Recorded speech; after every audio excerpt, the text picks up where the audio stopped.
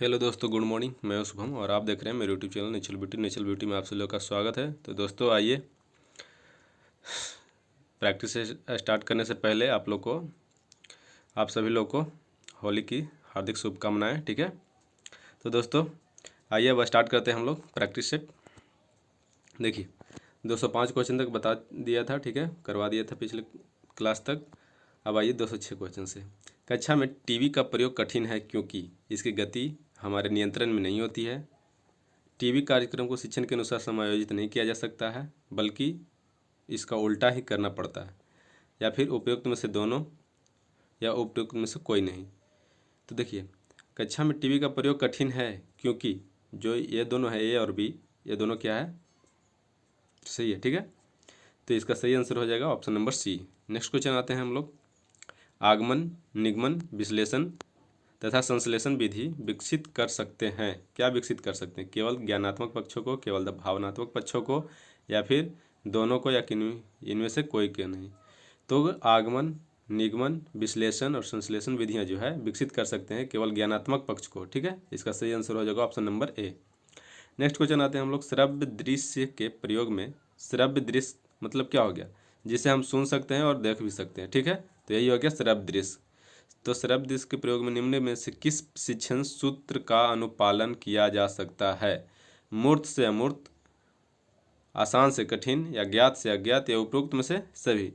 तो ये जो श्रव्य दृश्य जो है, इसका प्रयोग ये सब, इसका जो सही आंसर हो जाएगा मूर्त से अमूर्त, आसान से कठिन और ज्ञात से अज्ञात, ये तीनों हो जाएगा इसका सही आंसर। ठीक है, नेक्स्ट आइए। नेक्स्ट में क्या कहता है? सहायक सामग्री के रूप में OHP का प्रयोग करने का लाभ यह है कि यह सस्ता व हल्का होता है। इसके द्वारा बनाया गया प्रतिबिंब बहुत स्पष्ट होता है। श्यामपट्ट को ही स्क्रीन के रूप में प्रयोग किया जा सकता है, या उपरोक्त में से सभी। देखिए, आप लोग फुल फॉर्म बताइएगा। OH, आप लोग फुल फॉर्म बताइएगा OHP का। ठीक है, कमेंट बॉक्स में बताइएगा OHP का फुल फॉर्म क्या होता है। देखिए, सहायक सामग्री के रूप में OHP का प्रयोग करने का लाभ यह है कि यह सस्ता व हल्का भी होता है। इसके द्वारा बनाया गया प्रतिबिंब बहुत स्पष्ट होता है। श्यामपट्ट को ही स्क्रीन के रूप में प्रयोग किया जा सकता है। तो इसका सही आंसर हो जाएगा ऑप्शन नंबर डी। ठीक है, नेक्स्ट आइए। हार्वर्ड की योजना में प्राप्त ज्ञान को जोड़ा जाता है। हार्वर्ड क्या थे? मनोवैज्ञानिक थे। उनकी योजना थी, उनकी योजना में प्राप्त ज्ञान को जोड़ा जाता है। प्राप्त ज्ञान को कैसे जोड़ा जाता है? छात्रों के पूर्व ज्ञान से, दूसरे के विषयों के ज्ञान से, या फिर सामान्य एवं समसामयिक ज्ञान से, या उपरोक्त में से सभी। तो इनमें से सभी जो आंसर हो जाएगा इसका डी। ठीक है, नेक्स्ट आइए। नेक्स्ट कहता है कि विद्यालय में अभिलेख रखने का सर्वप्रथम उद्देश्य है। सर्वप्रथम उद्देश्य क्या है? शाला द्वारा, मतलब पाठशाला द्वारा अभिभावकों को क्या है? अभिभावकों को छात्रों की विभिन्न सूचनाएं देना। ठीक है, तो सर्वप्रथम उद्देश्य यही है। जनसंख्या के आंकड़ों का तैयार करना, यह तो नहीं होगा। अध्यापकों के चरित्र का ध्यान देना, यह भी नहीं। अनुसंधान कार्यों में सहयोग देना। तो विद्यालय में जो अभिलेख है, इसको क्या करना चाहिए? शाला द्वारा अभिभावकों को, छात्रों को विभिन्न सूचनाएं देना। ठीक है, प्रयोजनवाद का एक सिद्धांत है। प्रयोजनवाद मतलब कि इसको बोलते हैं प्रोजेक्ट मेथड। तो प्रयोजनवाद का एक सिद्धांत है, आत्मा व परमात्मा का अस्तित्व है, मानव परमात्मा की सर्वोत्कृष्ट कृति है, या सत्य स्थिर तथा अंतिम नहीं है, या विभिन्नता में क्या है? विभिन्नता में एकता।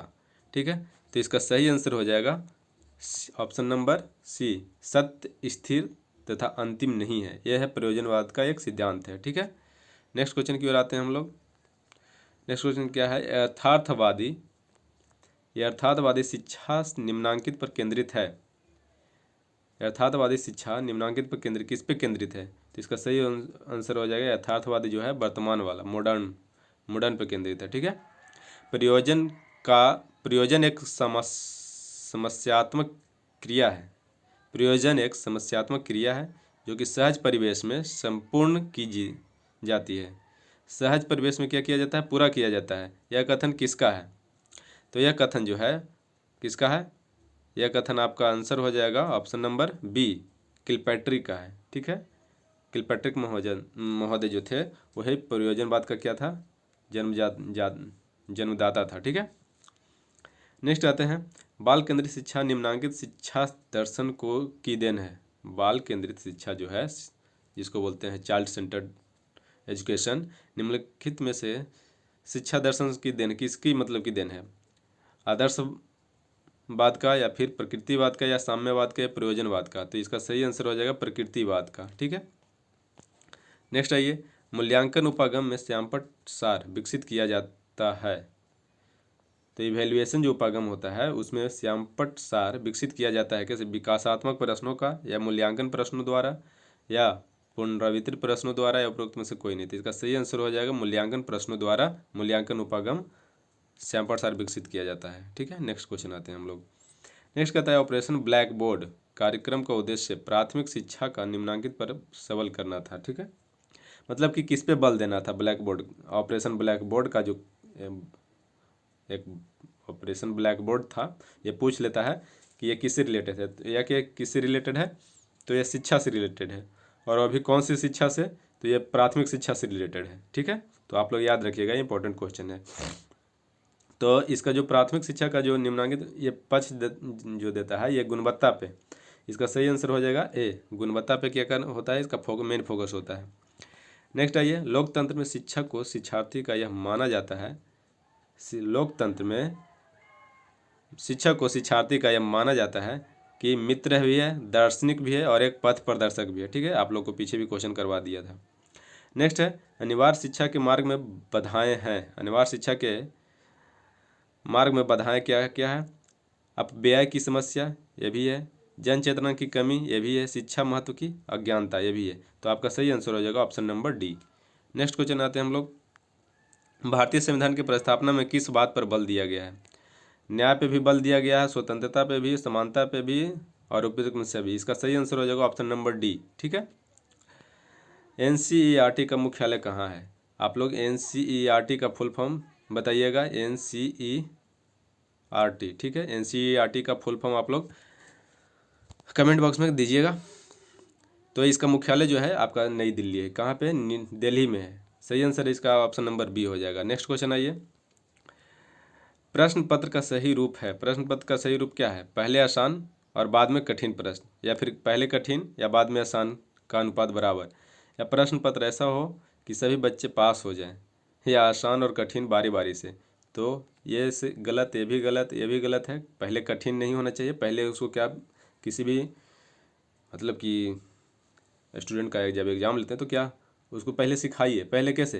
पहले आसान सा क्वेश्चन, इजी क्वेश्चन दीजिए, उसके बाद उसको फिर हार्ड, धीरे धीरे हार्ड करते जाइए, ताकि इससे बच्चा अपने एक माइंड में एक स्कीमा बना सके। ठीक है, तो आइए नेक्स्ट क्वेश्चन, इसका सही आंसर क्या हो जाएगा? Option number A. Next question कहता है कि पाठ्य प्रेरित होना चाहिए, पाठ्यक्रम प्रेरित होना चाहिए। ठीक है, किससे? आदर्श से, सत्य से, धर्म से, या प्रयोजन से? तो इसका सही आंसर होगा क्या? ऑप्शन नंबर डी, प्रयोजन से। ठीक है, नेक्स्ट आते हैं, किस पद्धति द्वारा सामाजिक समस्याओं का हल खोजा जाता है? किस पद्धति द्वारा सामाजिक समस्याओं का हल खोजा जाता है? पारिस्थितिक, इसका सही आंसर हो जाएगा क्या? सोशियोग्राम। ठीक है, किससे? सोशियोग्राम पद्धति द्वारा क्या किया जाता है? सामाजिक समस्याओं का हल खोजा जाता है। नेक्स्ट क्वेश्चन आइए, प्रश्न पत्र उत्तम होते हैं छोटे, सरल एवं तर्कयुक्त, बड़े, कठिन व द्विअर्थी, या छोटे, कठिन एवं असंगत, या बड़े, सरल एवं तर्कसंग? तो बड़े, पहले तो बड़े नहीं होना चाहिए, ये दोनों गया। अब छोटे, कठिन और असंगत होगा, तो ये भी क्या हो जाएगा? ऑप्शन गलत हो जाएगा। तो आपका क्या होना चाहिए? पहले छोटा रहना चाहिए, छोटा हो, उसके बाद सरल हो, उसके बाद फिर तर्कयुक्त हो। ठीक है, तो इसका सही आंसर हो जाएगा ऑप्शन नंबर ए।